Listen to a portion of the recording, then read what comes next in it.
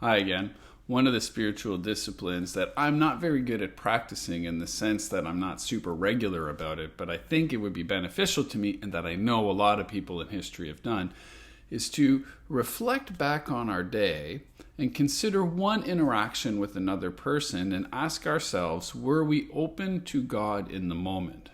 Now, it sounds a bit vague, so I'm going to give you an example. Yesterday, I had a meeting, and in the meeting, somebody expressed a level of anxiety, fear, concern, dread for a meeting they were going to have with somebody. This person makes them nervous in some ways. And at that moment, I was in a rush and I had other objectives to get to. And so I allowed my agenda to trump this person's need. And what resulted was my saying or talking with them about my experience with that person and how I've interacted with them and how sometimes they can appear one way, but really they're quite gentle and well-meaning. And on some level that satisfies the moment, right? This person did get a bit calmer.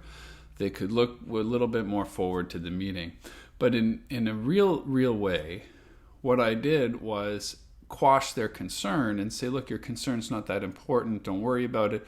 Let's move on, which I'm not sure leads them to feel heard. I don't think that leads them to want to then come forward with other concerns later, and that creates a barrier in our relationship, and you can see how that's a failure.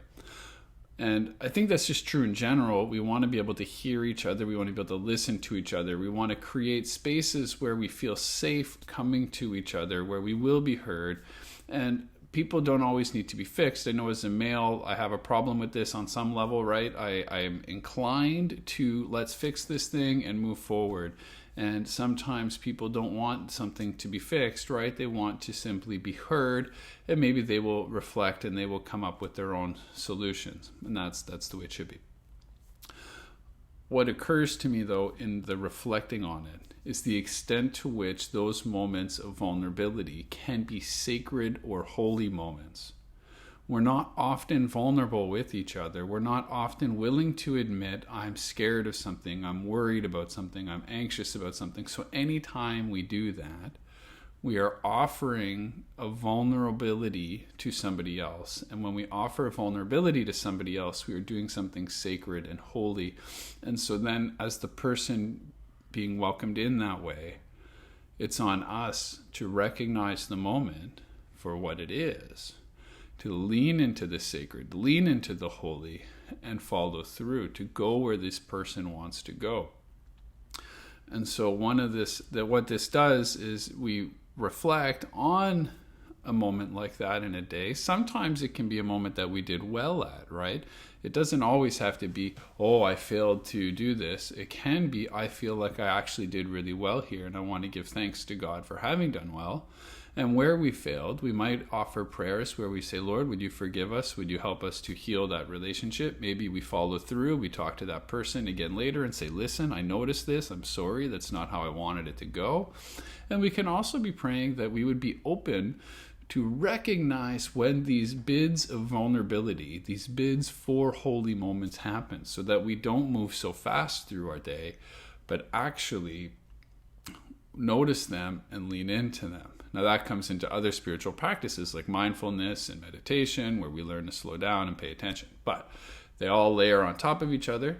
At the same time, we can't do everything at once. And so perhaps for you, if you're having difficulty in various relationships or feeling uncomfortable in relationships, or you're a little bit awkward socially and you're not always sure where you stand, this can be a really good way to help that, to simply reflect either in the evening or in the morning, on the day before or the day that has been, on some interaction that you felt particularly dissatisfied with, and learn to consider what were your needs that were not met in that conversation. Were you listening to God? Were you willing to be nudged by God? And how might you do better in the future? This is not a hardship. It's just to be a gentle thing. It doesn't have to take long. You can journal the whole thing out. You can write word for word what happened if you want. I know some people need more concrete versions of this stuff. So you can literally write out the whole scene if you want, and then add in emotions and try to figure out the needs behind the emotions. and then write a prayer at the end. You can also do all of this just sitting still and reflecting. You don't need to write it out. It's up to you what works best for you.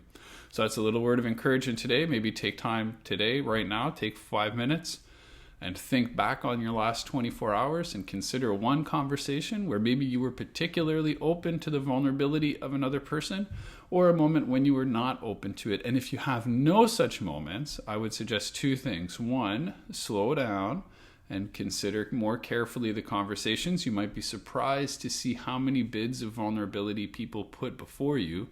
And 2, if really, really nobody has, pay attention in the next 24 hours to see if somebody does, and wonder about what it is about the way you're holding yourself that people are not coming forward with these bids of vulnerability, because that's telling us well about how we are in the world. But that's probably something for another video altogether. So I hope you will take the time to try this practice. It doesn't take long, and see if it fits for you.